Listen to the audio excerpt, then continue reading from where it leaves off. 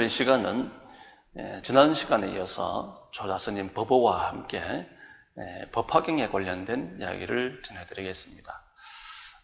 법화경은 묘법연화경이다라고 하는 5글자를 줄인 말이 되겠고요. 좀 더 구체적으로 얘기를 하면 실상묘법연화경이다라고 얘기를 하는데, 이것을 3글자로 줄인 것이 우리가 법화경 하는 것입니다.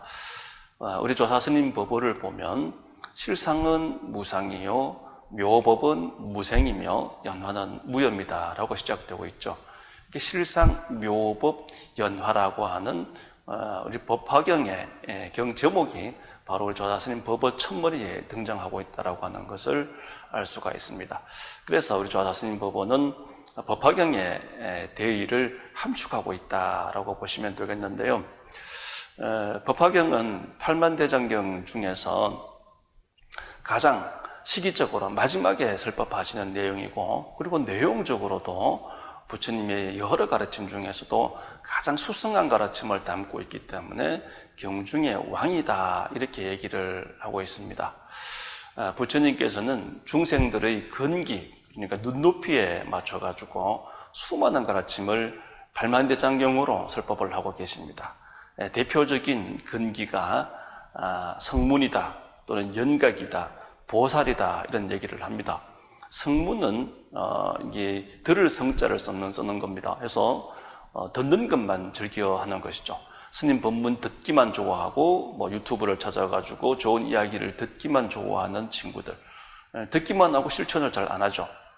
이런 것이 이제 성문에 해당이 되는 겁니다. 하지만 이제 연각은 스님 법문을 들으면 그대로 실천을 하고, 또 듣지를 않는다 하더라도 내가 알아서 스스로 노력하는 것이 바로 연각의 근기가 되겠습니다. 그러니까 성문보다는 훨씬 알아서 실천하는 뛰어난 근기가 되겠죠. 그 다음에 보살이라고 하는 것은 모든 것을 보고 듣고 실천함에 있어서 나보다는 남을 먼저 생각하는 그런 자비의 정신으로 무장이 되어 있는 아주 뛰어난 상근기를 보살이라고 합니다. 그래서 성문의 가르침이 따로 있고요, 연각의 가르침이 또 별도로 존재하고, 또 보살의 가르침이 별도로 존재합니다. 이걸 다 모으면 팔만대장경이 되는 것이죠.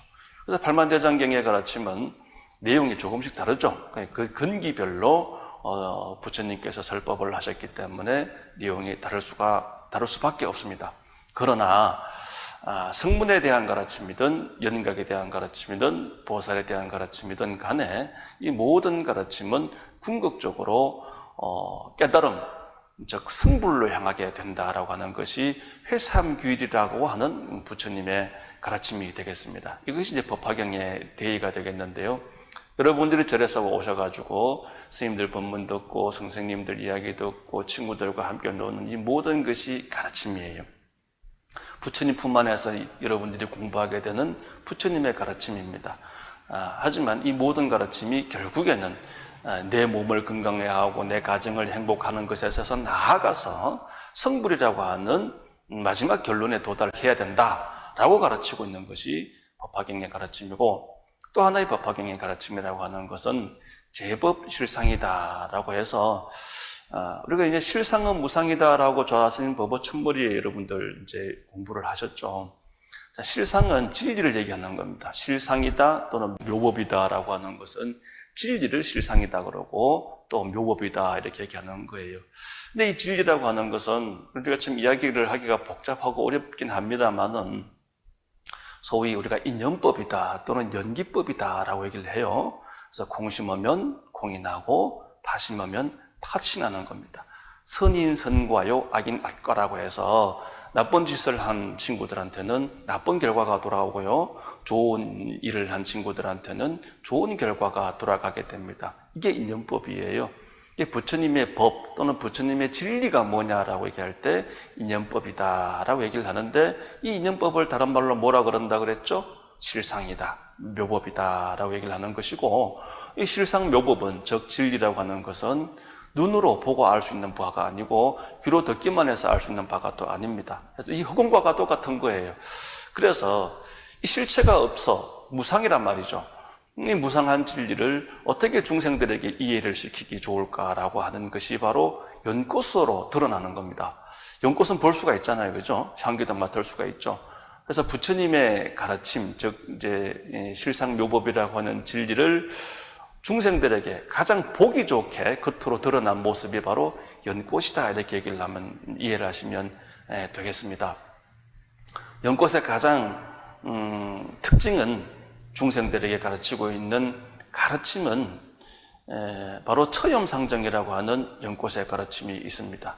우리가 보고 듣고 경험하는 수많은 일상생활 속에서 여러분들이 좋은 모습에도 싫은 모습에도 때로는 친구들과 사이좋게 지내기도 하고 때로는 친구들하고 나쁜 친구들하고 싸우는 경우도 있겠죠. 이 모든 경우에 그런 대상, 상대방의 내가 마음을 빼앗기지 않는 마음이 바로 연꽃의 가르침입니다. 저기 이제 연꽃을 보시면 연못에, 연못의 물은 대부분 이제 진흙탕이에요. 진흙탕이지만 연꽃을 보시면 그 진흙에 물들지 않고 아름다운 꽃과 향기를 자랑을 하고 있죠.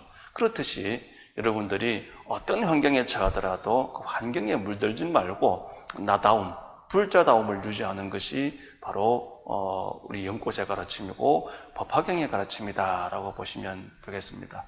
요즘 TV를 보든 유튜브를 보든지 간에 굉장히 여러분들의 마음을 빼앗는 것이 많습니다. 저도 가끔씩 TV를 보면은요, 소위 TV에 먹방이다라고 하는 것이 자주 나와요. 음식을 맛있게 해가지고 참 먹고 싶게끔 유혹을 하는 그런 이제 모습을 많이 보게 되는데요. 그러면 여러분들을 보면 그것을 보게 되면 침을 흘리게 되고 맛있다, 먹고 싶다 하면서 부모님을 조르게 되고 하는 경우가 생기겠죠. 이것은 즉 뭐겠어요? TV에 나오는 모습에 내가 마음을 빼앗긴 것이죠. 자, 이 연꽃은 진흙에 물들지 않는다라고 하는 가르침이라고 말씀드렸는데 바로 대상의 마음을 빼앗기지 않는 것이 연꽃의 가르침이다라고 말씀을 드렸습니다. 그렇듯이 여러분들은 TV에 어떤 모습이 나오더라도 또는 내 주변의 친구들이 또는 어떤 사람들이 내게 무슨 말을 하더라도 내 모습을 빼앗기지 않는, 감정의 동료가 되지 않는 그런 아주 의연한 친구가 되는 것이 바로 불자다운 모습이고 법화경의 가르침을 실천하는 어린 불자들이다라고 여러분들께 말씀을 드릴 수가 있겠습니다. 자, 이와 같이 우리가 실상묘법이다라고 하는 진리는 눈으로 볼 수 있는 것도 아니고 손으로 만질 수도 있는 것도 아닌 무상입니다. 꼭 이 허공과 똑같아요. 허공은 너무나 크기 때문에 마음이 아니면 허공을 담을 수가 없어요.